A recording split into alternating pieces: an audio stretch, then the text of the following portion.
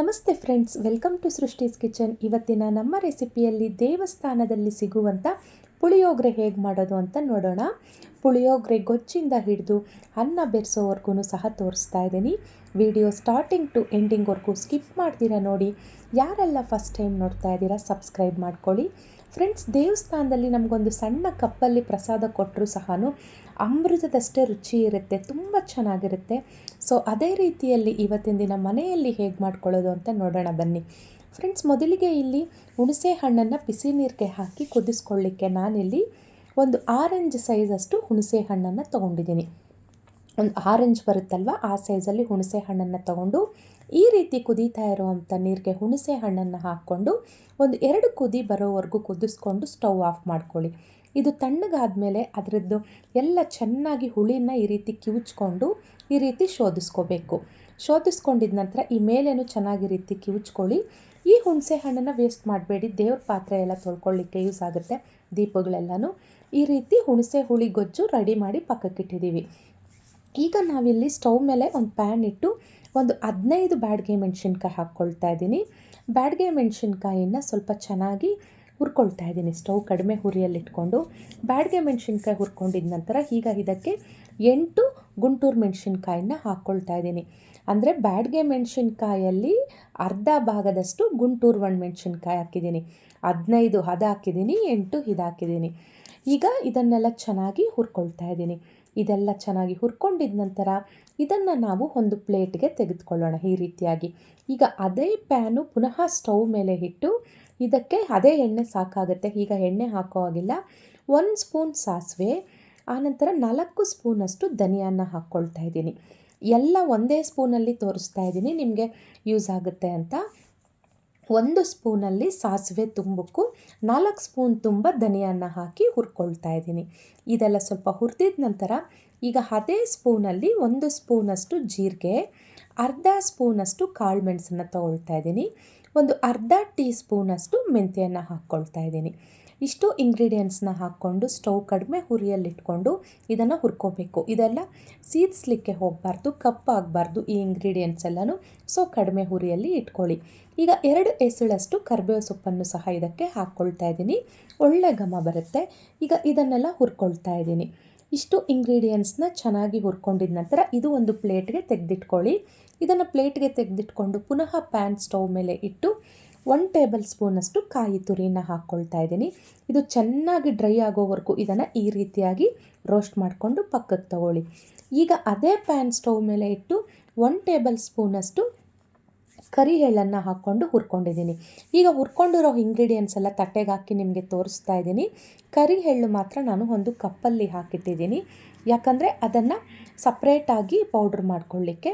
ಉಳಿದ ಇಂಗ್ರೀಡಿಯೆಂಟ್ಸ್ ಎಲ್ಲ ತಟ್ಟೆಯಲ್ಲಿದೆ. ಈಗ ಮೊದಲಿಗೆ ಮಿಕ್ಸಿ ಜಾರಲ್ಲಿ ಒಣಮೆಣಸಿನ್ಕಾಯಿಗಳನ್ನು ಹಾಕ್ಕೊಂಡು ಗ್ರೈಂಡ್ ಮಾಡ್ಕೊಳ್ಳೋಣ. ಮೊದಲಿಗೆ ಬ್ಯಾಡಗೆ ಮೆಣಸಿನ್ಕಾಯಿ ಹಾಗೂ ಗುಂಟೂರು ಮೆಣಸಿನ್ಕಾಯಿನ ಹಾಕ್ಕೊಂಡು ಈ ರೀತಿಯಾಗಿ ನುಣ್ಣಗೆ ಗ್ರೈಂಡ್ ಮಾಡ್ಕೊಂಡಿದ ನಂತರ ಈಗ ಇದಕ್ಕೆ ಉಳಿದ ಇಂಗ್ರೀಡಿಯೆಂಟ್ಸ್ನ ಹಾಕ್ಕೊಳ್ಳಿ.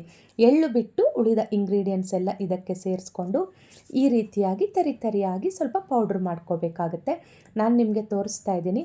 ಬ್ಯಾಡಗೆ ಮೆಣಸಿನ್ಕಾಯಿ ಹಾಕಿದ್ದಕ್ಕೆ ಒಳ್ಳೆ ಕಲರ್ ಬಂದಿದೆ. ಇಲ್ಲಿ ಪುಳಿಯೋಗರೆ ಪುಡಿ ನಮಗೆ ತೋರಿಸ್ತಾ ಇದ್ದೀನಿ ನೋಡಿ. ಎಳ್ಳು ಸಪ್ರೇಟಾಗಿ ಪುಡಿ ಮಾಡಿ ಈ ರೀತಿ ಬೌಲ್ಗೆ ಹಾಕಿಟ್ಟಿದ್ದೀನಿ ನೋಡಿ. ಈಗ ಸ್ಟವ್ ಮೇಲೆ ಒಂದು ಬಾಣಲಿ ಇಟ್ಟು ಅದಕ್ಕೆ ಒಂದು 2 ಸ್ಪೂನಷ್ಟು ಎಣ್ಣೆ ಹಾಕ್ಕೊಳ್ತಾ ಇದ್ದೀನಿ. ಎಣ್ಣೆ ಬಿಸಿ ಆದಮೇಲೆ ಇದಕ್ಕೆ ನಾವು ರೆಡಿ ಮಾಡಿಟ್ಕೊಂಡಿರೋ ಅಂಥ ಹುಣಸೆ ಹುಳಿಯ ಗೊಜ್ಜನ್ನು ಇದಕ್ಕೆ ಸೇರಿಸ್ಕೊಳ್ಳೋಣ. ಹುಣಸೆ ಹುಳಿ ಗೊಜ್ಜು ಹಾಕಿದ್ಮೇಲೆ ರುಚಿಗೆ ತಕ್ಕಷ್ಟು ಉಪ್ಪು, ನಾನಿಲ್ಲಿ ಕಲ್ಲುಪ್ಪು 2 ಸ್ಪೂನಷ್ಟು ಹಾಕ್ಕೊಂಡಿದ್ದೀನಿ. ಆನಂತರ 1 ಸ್ಪೂನಷ್ಟು ಅರಿಶಿನ ಪುಡಿನ ಇದಕ್ಕೆ ಹಾಕ್ಕೊಳ್ತಾ ಇದ್ದೀನಿ.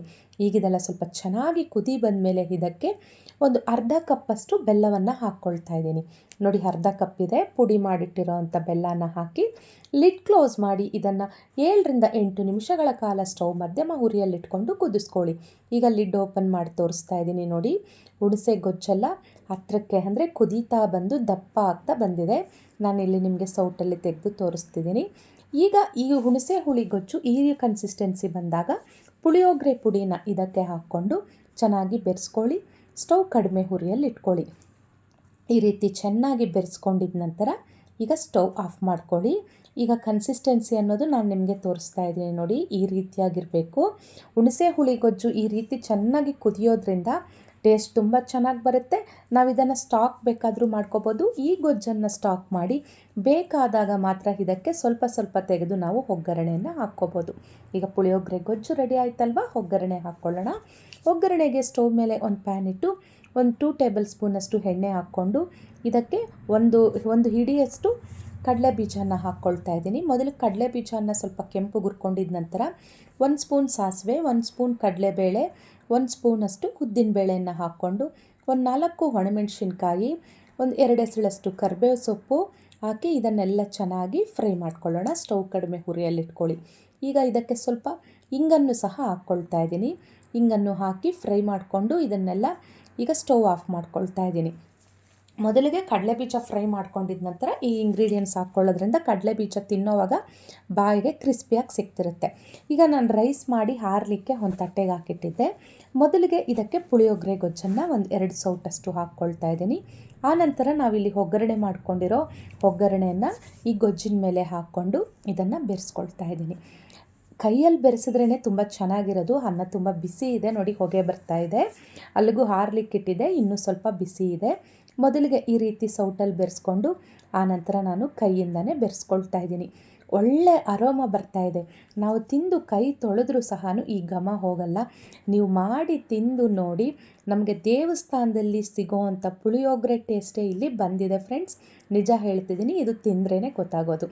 ಈಗ ನಾನು ಎಳ್ಳಿನ ಪುಡಿ ಉದುರಿಸ್ಕೊಂಡು ಬೆರೆಸ್ಕೊಂಡಿದ್ದೀನಿ. ವಿಡಿಯೋ ಮಿಸ್ ಆಗಿದೆ. ಕ್ಲಿಪ್ ಮಿಸ್ ಆಗಿರೋದ್ರಿಂದ ನೀವು ಕೊನೆಯಲ್ಲಿ ಆ ಎಳ್ಳಿನ ಪುಡಿನ ಹಾಕಿ ಉದುರಿಸ್ಕೊಳ್ಳಿ. ನಾವು ಸಪ್ರೇಟಾಗಿ ಇಟ್ಟಿದ್ವಲ್ಲ ಅದು.